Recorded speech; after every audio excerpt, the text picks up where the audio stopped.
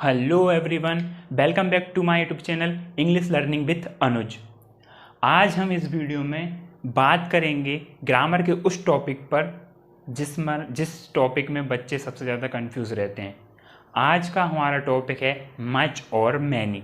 ठीक है, बात करेंगे कि मच का यूज़ कब किया जाता है और मैनी का यूज़ कब किया जाता है। ठीक है, बोर्ड एग्जाम्स में भी पूछा जाता है। ठीक है, बच्चों को प्रॉब्लम्स भी आती है। ठीक है, स्पोकन इंग्लिश में भी इसका यूज़ किया जाता है। ठीक है, मच को भी यूज़ किया जाता है स्पोकन में, और मैनी को भी यूज़ किया जाता है। ठीक है, तो आज हम अपनी इस वीडियो को स्टार्ट करते हैं और बात करते हैं उस टॉपिक पर जिस टॉपिक में आपको दिक्कत आती है। ठीक है, तो मैं आज लेकर आया हूँ अपनी इस वीडियो में मच और मैनी का यूज़।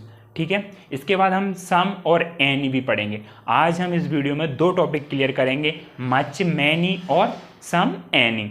ठीक है, तो वीडियो को स्टार्ट करते हैं। ठीक है, और वीडियो को स्किप मत करना, पूरी वीडियो देखोगे तो ही ये टॉपिक क्लियर होगा आप लोगों का। ठीक है, इसलिए सबसे पहले हम वीडियो को स्टार्ट करते हैं और आप भी फ्री होकर रिलैक्स होकर अपने मोबाइल को उठाइए और पेन कॉपी हाथ में रखिए और पूरा नोट भी करना, नोट्स बना लेना क्लियर, तो जिससे आपको उससे हेल्प हो जाएगी कि अगर आप उसको भूल जाते हो तो एक बार रिवीजन में लाना ज़रूर रहता है चीज़ों को। ठीक है, देखो ग्रामर का ऐसा है, अगर ग्रामर आपको टॉपिक्स क्लियर करने हैं तो उसकी आपको प्रैक्टिस करनी पड़ेगी। ज़रूरी नहीं है कि आप नोट्स बनाओ और नोट्स बनाकर उनको रख लो, आपको उन्हें रेगुलर में प्रैक्टिस लाना पड़ेगा तो ही आप उनको क्लियर कर पाओगे। ठीक है, तो आइए वीडियो चलिए स्टार्ट करते हैं अपने टॉपिक को। ओके, देखो मच का मीन्स होता है कम और मैनी का मीन्स क्या होता है ज़्यादा। ठीक है, तो देखो जब इसके सेंटेंस में बात करेंगे, जब इसको जब जिसको हम सेंटेंस में फिल करते हैं तो किस तरह से करते हैं और क्या देखकर करना है। ठीक है, देखो सबसे पहले मच को देखते हैं। मच को हम वहाँ फिल करेंगे, यानी उस सेंटेंस में फिल करेंगे जहाँ पर सेंटेंस में अनकाउंटेबल चीज़ों की बात हो रही हो। किन चीज़ों की बात हो रही हो? अनकाउंटेबल चीज़ों की। ओके, किन चीज़ों की बात हो? अनकाउंटेबल चीज़ों की। ठीक है, मैनी का यूज़ हम सेंटेंस में वहाँ करेंगे जहाँ पर काउंटेबल चीज़ों की बात हो रही हो, यानी उस सेंटेंस में किस चीज़ की बात हो रही हो जिन्हें हम काउंट कर सकें। ठीक है, गिन सकें 1 2 3 4 इस टाइप से, ना कि लीटर किलोग्राम इनमें नहीं। ठीक है, जैसे अनकाउंटेबल चीज़ में आपको मिल जाए, पता चले किलोग्राम, अगर शुगर की बात करो, वाटर की बात करो, लीटर किलोग्राम ग्राम इनमें, तो ऐसा नहीं है। ठीक है, काउंटेबल मतलब इस तरह से 1 2 3 4 5 इस तरह से। ठीक है, मच का समझ में आया? सेंटेंस में कहाँ फिल करना है? जब सेंटेंस में अनकाउंटेबल चीज़ों की बात हो रही हो, और मैनी को वहाँ फिल करना है जहाँ पर काउंटेबल चीज़ों की बात हो रही हो। क्लियर है?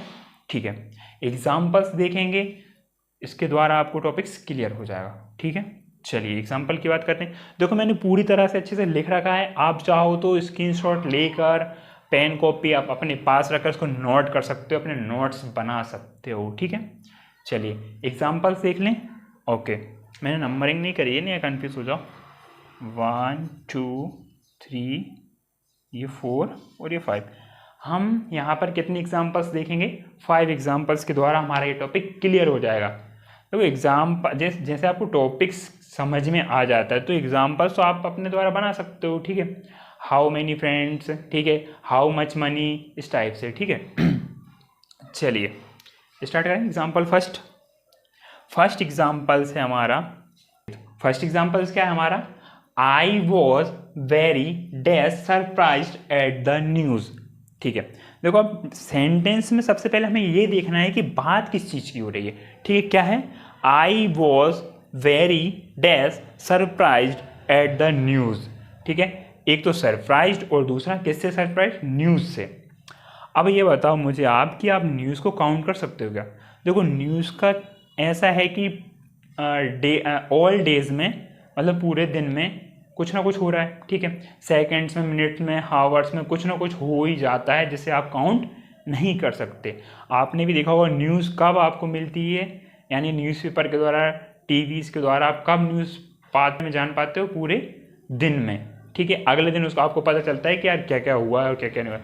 तो इसलिए सेकंड्स से मिनट्स में कुछ ना कुछ होता रहता है। इसलिए न्यूज़ क्या है आपकी अनकाउंटेबल है। क्या है?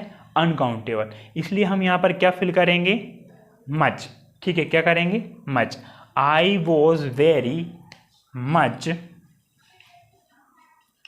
Surprised at the news. ठीक है, क्लियर है सेंटेंस? ओके, क्या फिल करा है हमने यहाँ पे? मच। ठीक है, समझ में आया? सेकेंड सेंटेंस है हमारा how dash milk do you buy daily. ठीक है, अब मुझे बताइए किस चीज़ की बात हो रही है सेंटेंस में? मिल्क की बात हो रही है। क्या आपको मिल्क, क्या आप मिल्क काउंट कर सकते हो? देखो, लीटर्स में नहीं करना है काउंट। मैंने पहले भी बोला है और अब भी बोल रहा हूँ कि लीटर्स में काउंट, किलोग्राम में काउंट नहीं करना है। 1 2 3 4 5 से काउंटिंग करते हैं उस तरह से, तो इसको काउंट नहीं कर सकते। तो इसमें क्या आएगा? मच। क्या आएगा? मच आएगा। How much milk do you buy daily. तुम रोज कितना दूध खरीदते हो। ठीक है, क्लियर? ओके। थर्ड एग्जाम्पल है हमारा how dash books did you buy. ठीक है, अब सेंटेंस में किस चीज़ की बात हो रही है? बुक्स की बात हो रही है, किताबों की बात हो रही है। ठीक है, तो किताबें तो आप काउंट कर ही सकते हो, बुक्स को कौन काउंट नहीं कर सकता? 1 2 3 इस टाइप से लाइब्रेरी में कहीं भी कितनी भी सारी बुक्स हैं, हम उन्हें काउंट कर सकते हैं। इसलिए ये क्या है? काउंटेबल है। तो इसमें हम क्या फिल करेंगे? मैनी। क्या फिल करेंगे? मैनी फिल करेंगे। Okay. How many books did you buy. ठीक है,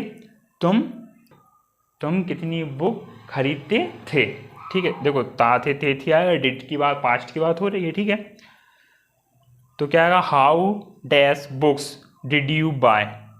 तो बुक्स क्या हैं? काउंटेबल हैं, इसलिए हमने इसमें मैनी फिल करा है। तो हमारा सेंटेंस हो जाएगा how many books did you bye.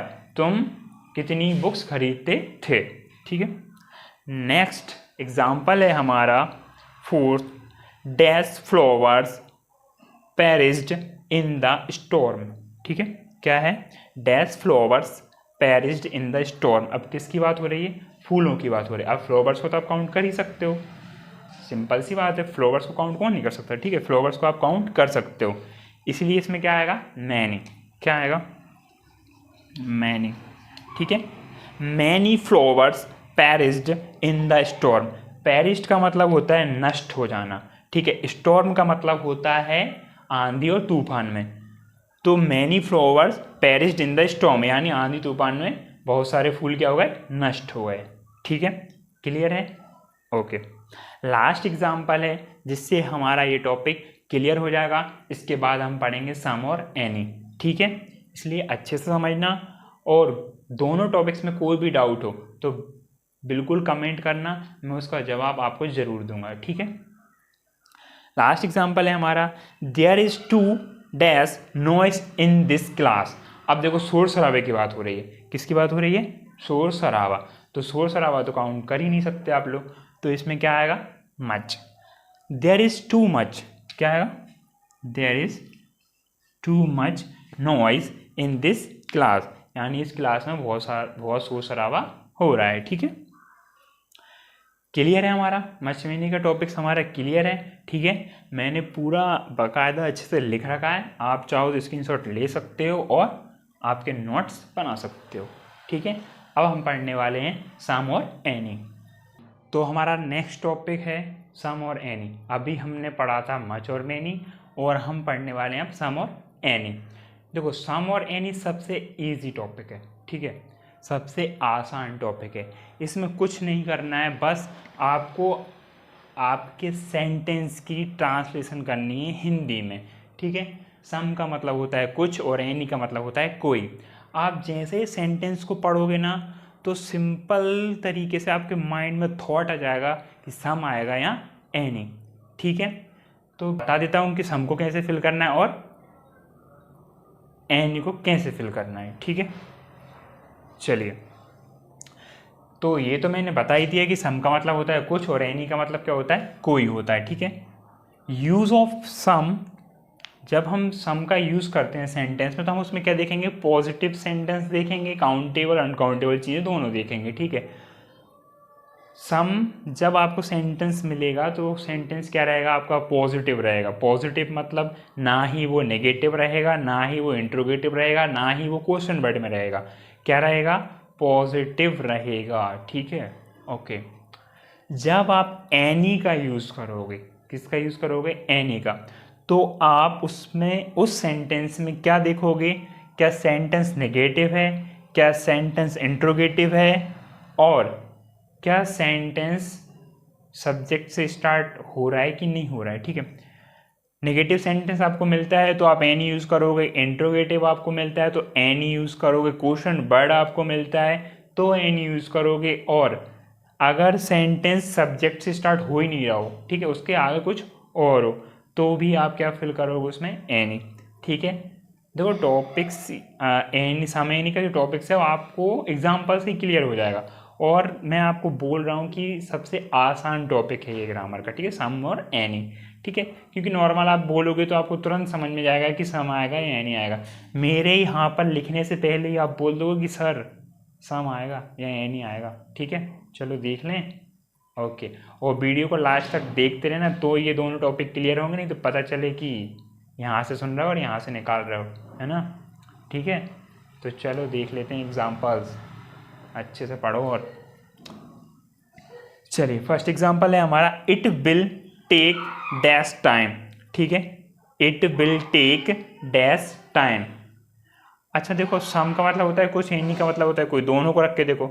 सम यानी कुछ टाइम, एनी कोई टाइम। जम मतलब थोड़ा कंफर्टेबल कौन सा हो रहा है इनमें, सम लग रहा है ना।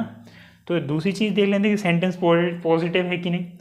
क्या आपको इसमें नेगेटिव दिख रहा है, इंट्रोगेटिव दिख रहा है, क्या क्वेश्चन वर्ड दिख रहा है, क्या नहीं दिख रहा है, तो ये क्या है हमारा पॉजिटिव सेंटेंस है, तो इसमें हमारा आएगा क्या, सम। ठीक है,